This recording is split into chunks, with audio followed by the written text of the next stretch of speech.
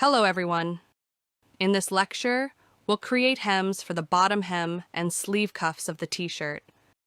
The current t-shirt has a raw cut edge on the bottom and sleeves. By adding hems, we'll make it look more like a real t-shirt. I'll show you two different methods for creating hems. The first method involves creating internal lines and then folding the fabric along those lines. Let's start by applying this to the body hem. First, switch to Edit Pattern and select both the front and back hemlines while holding down the Shift key. Right-click on the line and select Offset Pattern Outline. A dialog box will appear. Set Distance to 20 millimeters. Check Create Internal Line. Then click OK. This extends the hemline by 20 millimeters and creates an internal line at the original hem position. Now switch to the Edit Pattern tool. Select the created internal line and uncheck Fold Rendering. We need to uncheck Fold Rendering because this internal line will become the hem's fold line. If we leave it checked, the edge will be too sharp and look unnatural. Next, create another internal line. Right-click on the internal line you just created and select Offset as Internal Line. Enter 20 millimeters for the distance and click OK. This creates the second internal line. Uncheck Fold Rendering. This completes the preparation for folding the hem. Next, we'll actually fold the hem. Select the Fold Arrangement tool from the top toolbar. In the 3D view, select the 20 millimeters internal line from the hem. A gizmo will appear. Use the circular rotation handle on the gizmo to fold both the front and back panels inward. Once you've finished folding, press the Q key to return to the Select tool. If you forget to do this, it will make the next steps more difficult. Since the created internal lines are hard to see in the 3D view, turn off Show Internal Lines. Sew the hemline to the second internal line created, then sew the edges together and run the simulation.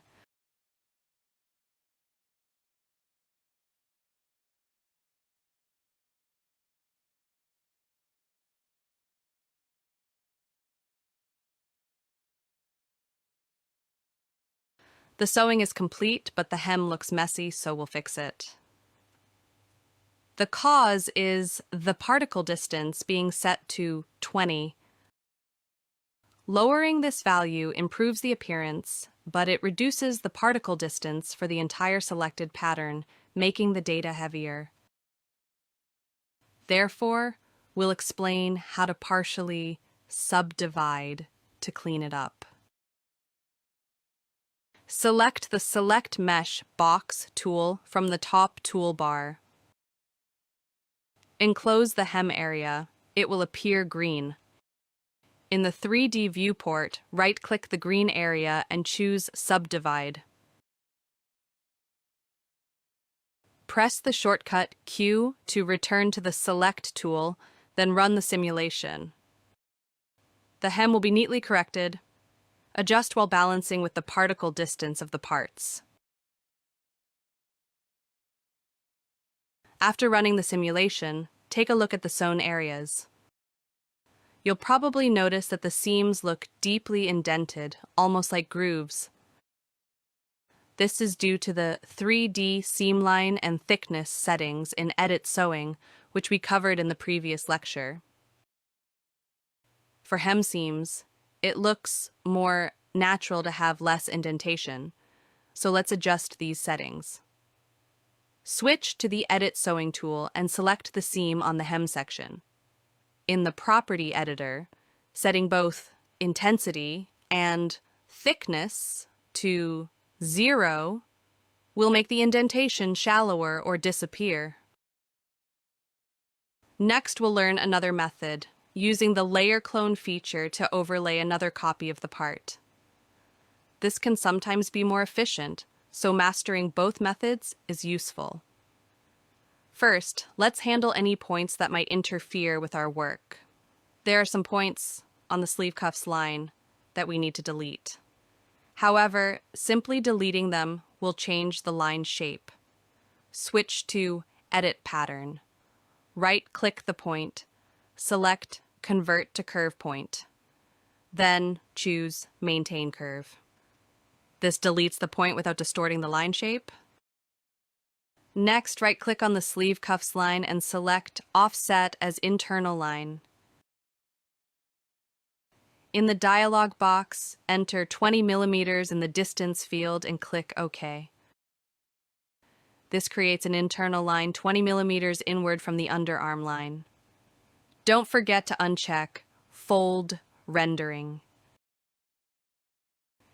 This is where Method 2 becomes distinctive.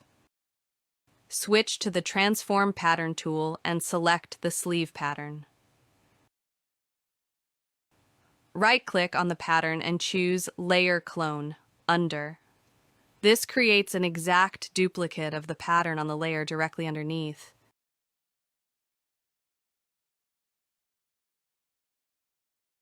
Now we'll isolate just the hem portion from this duplicated pattern. Switch to the Edit Pattern tool. Right-click on the inner line of the duplicated part and select Cut. This will split the pattern into two separate pieces along that internal line. Switch to the Transform Pattern tool and delete the upper portion, the part that isn't the hem, by pressing the Delete key. Now only the hem portion remains. The cut edge of the hem doesn't have a seam yet, so we need to add one. Use the segment sewing or free sewing tool to sew the top edge of the hem pattern to the inner line of the original sleeve pattern. Once the seam is created, set both intensity and thickness to 0 in the property editor to make the seam less noticeable. Press the spacebar to run the simulation. The cuff should now have a hem added, giving you a much more realistic result. In the next lecture, we'll set up top stitch to express the indentation of the stitching.